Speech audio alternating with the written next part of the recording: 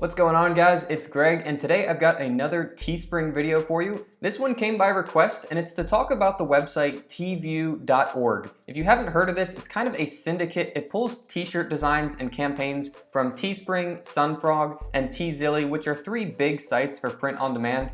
And it compares them and allows you in one place to kind of sort by numbers, which ones have the most sales, things like that. So I want to go into this kind of in depth and show you my opinion on Teeview.org, if you should use it, why you should use it, and kind of the small things and the things that I've gotten from experience that I think you will enjoy. So without further ado, let's get right into the computer on this. So if you haven't been on Teeview.org before, this is it right here, and it's a pretty simple website, and the function is just so you can search or sort by campaigns on three different websites. Mainly, we're only worried about Teespring here. The other ones, although they are pretty big sites, it doesn't really matter because the only information that we really need is from Teespring. With that in mind, you have these very easy tabs that you can click right here. Best selling by numbers, best selling by ratio, only active, and only goal reached. The goal reached doesn't really matter anymore because Teespring isn't using that. They're doing print even if only one sells, so that's irrelevant. So the main thing that I want to talk about here is the best selling by numbers tab. And what this is going to do is show us historically which campaigns sold the most amount of units. And there's kind of a stipulation to this that I'm going to talk through as we go through it here. So as you scroll through here, you can just see the latest added campaigns. You can kind of get inspiration on ideas, but that's all good and dandy. You can do that right on Teespring as well. We're just going to click this best selling by numbers right here. Now, once we've done this, it's going to show us which ones have sold the most units. So when you come in here and look at this, you can see how many units actually sold. This is 25,000 units have sold, 53,000 units have sold, 27,000. This is very high volume. People come here and they think that these are the best-selling designs. So they have to make designs that look like this to make a lot of sales. Now, that is not the case. The reason that these shirts have so many sales is because of the marketing campaign behind them. The one thing that it doesn't tell you here is how much money they spent, what kind of advertising they did to get these numbers. So they might have spent $30,000 in Facebook ads to get 25,000 sales. So they may have broken even. They may have lost money on this. You just don't know. So although these are designs that sell clearly by the orders, you don't know how much money they had to put into it to get those sales. Just the fact that it got a lot of sales alone does not mean that it's a good design. If you really wanted to, you could get a bad design to get a lot of sales by putting a lot of marketing funds behind it. People will still buy it. So use this best selling by numbers tab with a grain of salt, knowing the fact that they may have spent thousands of dollars in order to get these sales. But with that being said, you can still scroll through here and look at the designs to get inspiration. Personally, I like to use Etsy for inspiration, and I type in the type of niche that I'm going for. So I always use yoga here as the example. This is a niche that I'm in. I know it's a great one. Yoga and fitness sells historically always great.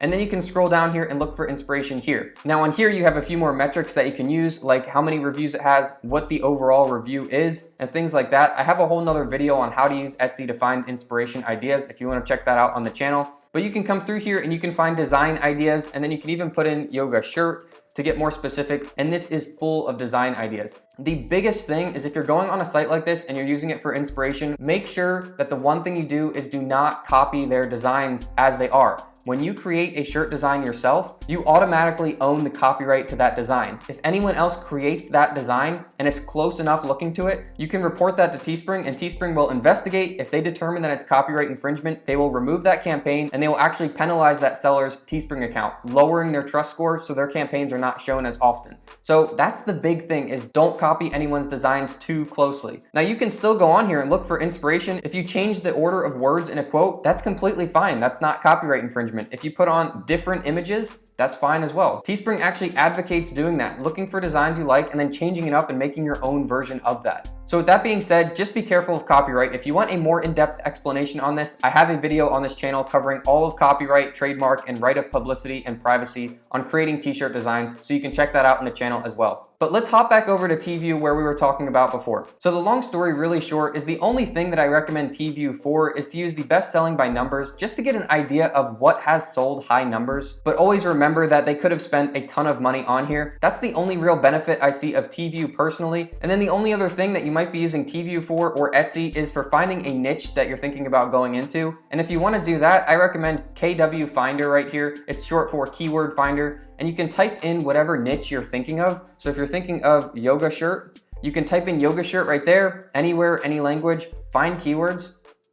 And then you can look through here and read these numbers. Without going too in depth on this, the two things that you want to look for when you're searching for niches is the search volume. Make sure it has enough monthly searches. 5,000 is plenty. Then you've got yoga t-shirts, has another 2,000 right there. Every single month, that's how many searches are going through Google. And then the keyword difficulty, which is this column right here, it has a number and a color. You really want to look for green ones, or I always advise 39 or above. It means that it's easy to rank for that, and the niche is relatively open. Now, yoga specifically, yoga shirt, yoga t-shirt, you want to add up the ones that are relevant and then kind of find out what the average is. This is looking like it's probably about a low 30. So that means it's a little bit more competitive. It's not that 39 or above. If you see green on the ones that are relevant to what you have, yoga shirt, yoga t-shirt, if this is green or 39 or above, that's a really good niche to go into. Now, yoga and fitness, I know is a little bit more competitive niche, but I know it always makes sales. That's why these numbers are a little bit lower, meaning it's a bit more competitive, but I know people are always buying those products and apparel online. So that's kwfinder.com. So feel free to use that to find your niche. But that's all I've got for you guys in this video. That's the overview of Teeview, what you should use it for, what you really shouldn't use it for. I don't think it's all that amazing to use. I prefer using Etsy, and then also KW Finder if you're looking for a niche to go into. So guys, I hope that helped you out. If you have any questions, leave them down in the comments. That's a great way to reach me. It's actually the easiest way. I'm always reviewing comments and getting back to you pretty quickly. If you guys like this video, give me a thumbs up on this video. I really appreciate it. And lastly, if you have any video suggestions, leave them down in the comments and I'll make you a video on it. I hope this video has helped you, and I will see you all in the next one.